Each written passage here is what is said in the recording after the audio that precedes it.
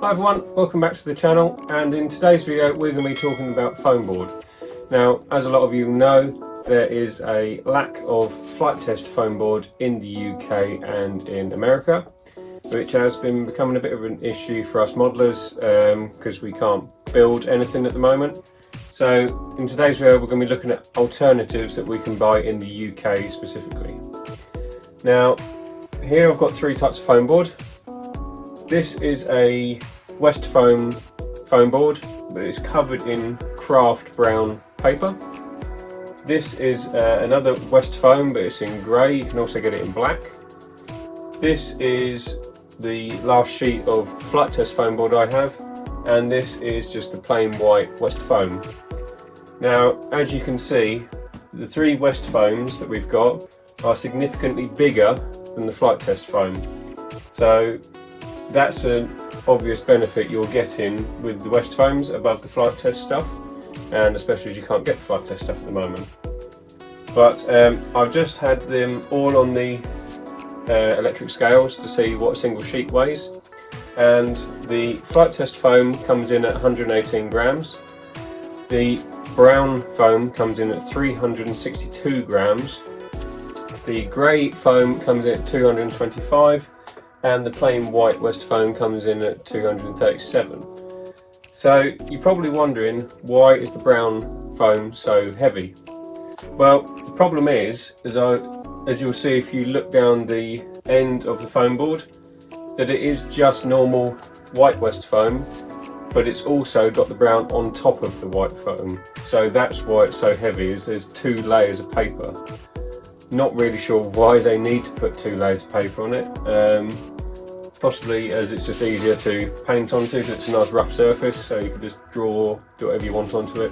Whereas we know with the FliteTest foam and the West foam, it's glossy, so you have to rough it up before you can do anything with it. Now, the second lightest is the white, and then the third lightest is the grey, but on top is always the FliteTest stuff. Now, being a smaller sheet, it is going to be lighter, so if it was possibly the same size as these, it would possibly be a bit heavier, but it's still by far the lightest. So what I've done here is I've cut off a corner of each sheet, and we're going to look in detail now at how well they cut and how well the paper peels, because the one good thing with the FliteTest stuff is the paper peels really easily. And we'll see in a moment how well the paper peels on these other ones. So here we have the four cut-offs of foam board. Here's the FliteTest stuff, here's the white West foam, here's the grey West foam, and here's the brown West foam. So we're just going to see how easily they peel. Here's the FliteTest stuff, and as you can see, the paper peels off, absolutely no problems at all. And it's really easy to bend, doesn't crease at all. So that's the FliteTest stuff. Now here's the white West foam. As you can see, it doesn't peel at all. Now the only way I've ever found that you can get this stuff off is you have to use a heat gun just to heat up the glue, melting it slightly, just like that. Now, this is okay, but it is going to become a pain, especially if you want to take a lot of back paper off. For instance, if you're doing a wing and you need to take all the inside of the paper off, it's going to be a pain. So it's not the best, and rather than curving like the FliteTest stuff, it tends to kink. So even if you try and run it over the edge of the work surface like you would FliteTest stuff, you can see all it's doing is creasing, because there's always a bit of paper left on it that you can't get off. So it isn't brilliant. Now we're going to try the grey foam board. This stuff actually, although it's a bit tough to pull off, peels off perfectly fine. So it's peeling off just as easy as the FliteTest stuff. It's a little bit tougher to pull, as you can hear, but this stuff does also bend just as well as the FliteTest stuff. It does kink a little bit, but that's pretty good. Considering this hasn't been designed as meticulously as the FliteTest stuff has to work the way that we want to use it with aeroplanes. We want to make nice smooth curves. It's not been designed like that, it's just been designed as something used in arts and crafts, as to put stuff on for presenting and stuff like that. So that's pretty good. Okay, also just noticed something, because I'm stupid. It's grey on one side and black on the other. So that's handy. Now we're going to try the brown foam board. So although the outer brown paper comes off, it's only peeling off half of the white, and it's leaving that last bit of layer on.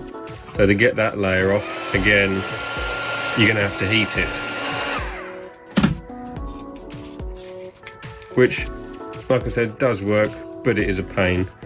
And you've also got to bear in mind, don't know if you can see that, you can see the two layers. So you've got the brown on the outside and then you've got the white on the inside. Should be able to just see that there. So that's why this stuff is the heaviest by a hell of a long way, because it's got two layers of paper on it, on each side. So it's added excess weight that we really don't need. So personally, I'm going to mark these out in order. I'm going to mark the brown stuff as a no-no because it's far too heavy. The white West foam is about third, because it's heavy, but it's a little bit lighter than the brown, but you can see it just doesn't peel. Now, these two I'm putting fairly close together because although the black is a little bit more expensive than FliteTest stuff, it's peeling just as well. So that's quite interesting, but obviously the FliteTest stuff is always coming out on top. But as we know, we can't get FliteTest foam board in the UK at the moment, the bifolds. The only stuff you can get is the thick stuff, which is 8mm, this is 5. These are all 5mm. So if you want to build big projects, that's fine. But obviously, normally we'd use 5mm.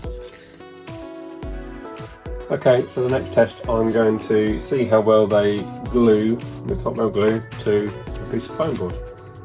So we'll start off with the normal FliteTest stuff. It's got a nice bead of glue. We'll go ahead and glue all of these on. This is the white West foam, the grey/black West foam, and the thick brown West foam. Obviously, depending on what hot melt glue you use, and glue gun will obviously have a factor in how the foam board glues together. But this is just a simple Bosch hot melt glue gun and just your common glue sticks off Amazon. So just pretty standard, nothing high adhesive. So the FliteTest stuff, pretty solid. Takes quite a lot to tear it off. As you can see, it's properly adhered to the foam board because it's left the foam board on it where it's torn. Now the white West foam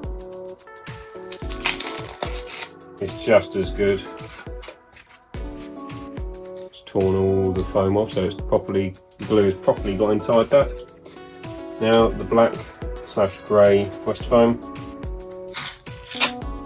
again very well adhered. And the brown West foam, it's probably got the best glue adhesion out of the lot, possibly just because it's that bit wider.